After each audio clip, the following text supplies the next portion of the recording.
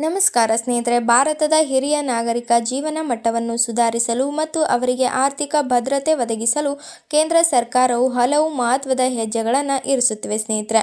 ಮತ್ತು ವಿಶೇಷವಾಗಿ ಕೇಂದ್ರ ಹಣಕಾಸು ಸಚಿವರಾದಂತಹ ನಿರ್ಮಲಾ ಸೀತಾರಾಮ್ ಅವರು ಇತ್ತೀಚಿನ ಪ್ರಸ್ತಾವನೆಗಳಲ್ಲಿ 60 ವರ್ಷ ದಾಟಿದ ವಯೋವೃದ್ಧರಲ್ಲಿ ಹೊಸ ಭರವಸೆ ಮೂಡಿಸಲಿಕ್ಕೆ ಆರೋಗ್ಯ ತೆರಿಗೆ ಮತ್ತು ವಿನಾಯಿತಿ ಉಳಿತಾಯ ಯೋಜನೆಗಳಲ್ಲಿ ಆಗಲಿರುವ ಬದಲಾವಣೆಗಳ ಸಂಪೂರ್ಣ ವಿವರವನ್ನು ತಿಳಿದುಕೊಳ್ಳಲು ತಪ್ಪದೇ ಈ ವಿಡಿಯೋವನ್ನು ಕೊನೆವರೆಗೂ ನೋಡಿ ಮತ್ತು ಈ ಚಾನಲ್ ಅನ್ನು ಸಬ್ಸ್ಕ್ರೈಬ್ ಮಾಡಿ ಹಾಗೂ ಪಕ್ಕದಲ್ಲೇ ಇರುವಂತಹ ಬೆಲ್ ಐಕಾನ್ ಪ್ರೆಸ್ ಮಾಡಿ ಸ್ನೇಹಿತರೆ.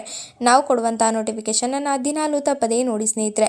ಹಿರಿಯ ನಾಗರಿಕರಿಗೆ ಎದುರಾಗುವ ಅತಿ ದೊಡ್ಡ ಸವಾಲೆಂದರೆ ವೈದ್ಯಕೀಯ ವೆಚ್ಚ. ಇದನ್ನು ಮನಗಂಡು ಆಯುಷ್ಮಾನ್ ಭಾರತ ಮತ್ತು ಪಿಎಂ ಜನ ಆರೋಗ್ಯ ಯೋಜನೆಯನ್ನು ವಿಸ್ತರಿಸಲು ಚಿಂತನೆ ನಡೆಸಲಾಗುತ್ತಿದೆ ಸ್ನೇಹಿತರೆ. ಇನ್ನು ಸದ್ಯಕ್ಕೆ ಪ್ರತಿ ಕುಟುಂಬಕ್ಕೆ ಇರುವ 5 ಲಕ್ಷ ರೂಪಾಯಿಗಳ ವಿಮೆ ರಕ್ಷಣೆಯನ್ನು 10 ಲಕ್ಷ ರೂಪಾಯಿಗಳಿಗೆ ಏರಿಸುವ ಪ್ರಸ್ತಾವನೆ ಇದೆ ಸ್ನೇಹಿತರೆ.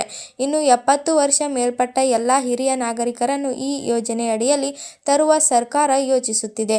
ಇದರಿಂದಾಗಿ ಗಂಭೀರ ಕಾಯಿಲೆಗಳಿಗೆ ಸರ್ಕಾರ ಮತ್ತು ನೋಂದಾಯಿತ ಖಾಸಗಿ ಆಸ್ಪತ್ರೆಗಳಲ್ಲಿ ಉಚಿತವಾಗಿ ಚಿಕಿತ್ಸೆ ಪಡೆಯಲು ಸಾಧ್ಯವಾಗುತ್ತಿದೆ. ಇನ್ನು ವಯೋವೃದ್ಧರಲ್ಲಿ ನಂತರದ ಜೀವನಕ್ಕೆ ಆಸರೆಯಾಗುವಂತೆ ತೆರಿಗೆ ಪದ್ಧತಿಯನ್ನು ಬದಲಾವಣೆ ತರುವ ಸಾಧ್ಯತೆ ಇದೆ ಎಂದು ತಿಳಿದುಬಂದಿದೆ ಸ್ನೇಹಿತರೆ. ಇನ್ನು 60 ರಿಂದ 79 ವರ್ಷದವರೆಗೆ 3 ಲಕ್ಷ ರೂಪಾಯಿ ಹಾಗೂ 80 ವರ್ಷ ಮೇಲ್ಪಟ್ಟವರಿಗೆ 5 ಲಕ್ಷ ರೂಪಾಯಿವರೆಗೆ ತೆರಿಗೆ ವಿನಾಯಿತಿ ಇದೆ ಸ್ನೇಹಿತರೆ.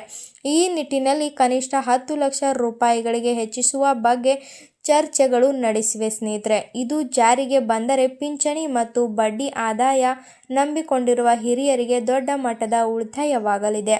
ವಯಸ್ಸಾದಂತೆ ವಿಮೆ ಪ್ರೀಮಿಯಂ ಹೆಚ್ಚಾಗುತ್ತಲೇ ಇರುತ್ತದೆ. ಈ ಹೊರೆ ತಗ್ಗಿಸಲು ತೆರಿಗೆ ಕಡಿತದ ನೀತಿಯನ್ನು ಹೆಚ್ಚಿಸಲು ಸರ್ಕಾರ ಮುಂದಾಗಿದೆ ಸ್ನೇಹಿತರೆ.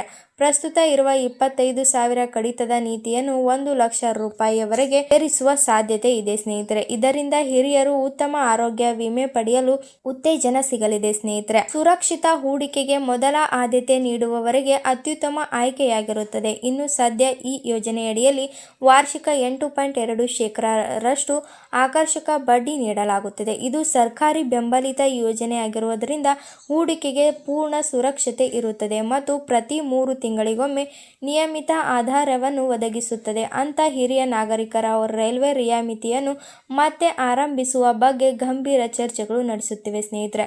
ಇದು ಹಿಂದೆ ಹಿರಿಯ ನಾಗರಿಕರಿಗೆ ಪ್ರಮಾಣ ದರದಲ್ಲಿ 50% ವರೆಗೆ ರಿಯಾಯಿತಿ ಸಿಗುತ್ತಿತ್ತು. ಇದನ್ನು ಮರುಸ್ಥಾಪಿಸಿದರೆ ವಯೋವೃದ್ಧರ ಪ್ರಮಾಣ ಹಾದಿ ಸುಗಮವಾಗುತ್ತದೆ ಮತ್ತು ಇವೆಲ್ಲವೂ ಸರ್ಕಾರದ ಗಂಭೀರ ಪರಿಗಣನೆಯಲ್ಲಿರುವ ಪ್ರಸ್ತಾವನೆಗಳಾಗಿದ್ದು, ಅಧಿಕೃತ ಆದೇಶಕ್ಕಾಗಿ ಕಾಯಲಾಗುತ್ತಿರುವ ನಿಮ್ಮ ಆಧಾರ್ ಕಾರ್ಡ್ ಮತ್ತು ಬ್ಯಾಂಕ್ ಖಾತೆಗೆ ಈ KYC ಆಗಿರುವುದನ್ನು ಹಿಂದೆ ಖಚಿತಪಡಿಸಿಕೊಳ್ಳಿ. ನಮ್ಮ ಓದುವವರಿಗೆ ಒಂದು ವಿಶೇಷ ಸಲಹೆ ಏನೆಂದರೆ, ಹಿರಿಯ ನಾಗರಿಕರು ರೈಲ್ವೆ ರಿಯಾಯಿತಿ ಅಥವಾ ಆರೋಗ್ಯ ವಿಮೆಯ ಪ್ರಯೋಜನ ಪಡೆದುಕೊಳ್ಳುವಾಗ ಯಾವಾಗಲೂ ತಮ್ಮ ಒರಿಜಿನಲ್ ಆಧಾರ್ ಕಾರ್ಡ್ ಅಥವಾ ವೋಟರ್ ಐಡಿಯನ್ನು ಜೊತೆಯಲ್ಲಿಟ್ಟುಕೊಳ್ಳಿ. ಇಲ್ಲದೆ ನಿಮ್ಮ ಬ್ಯಾಂಕ್ ಜೊತೆಗೆ ನಾಮಿನಿ ಹೆಸರನ್ನು ಸೇರಿಸಲು ಮರೆಯಬೇಡಿ. ಇದರಿಂದ ತುರ್ತು ಸಂದರ್ಭಗಳಲ್ಲಿ ಹಣಕಾಸಿನ ವಹಿವಾಟು ಸುಲಭವಾಗುತ್ತದೆ. ಈ ಹಿರಿಯ ಪುರುಷರಿಗೆ ಮತ್ತು 60 ವರ್ಷ ಮತ್ತು ಮಹಿಳೆಯರಿಗೆ 58 ವರ್ಷ ನಿಗದಿಪಡಿಸಲಾಗಿತ್ತು. ಸರ್ಕಾರ ಮತ್ತು ಸೌಲಭ್ಯಗಳನ್ನು ಮರಳಿ ತಂದಾಗ ಹೊಸ ವಯೋಮಿತಿಯನ್ನು ಪ್ರಕಟಿಸಲಾಗುತ್ತಿದೆ ಸ್ನೇಹಿತರೆ.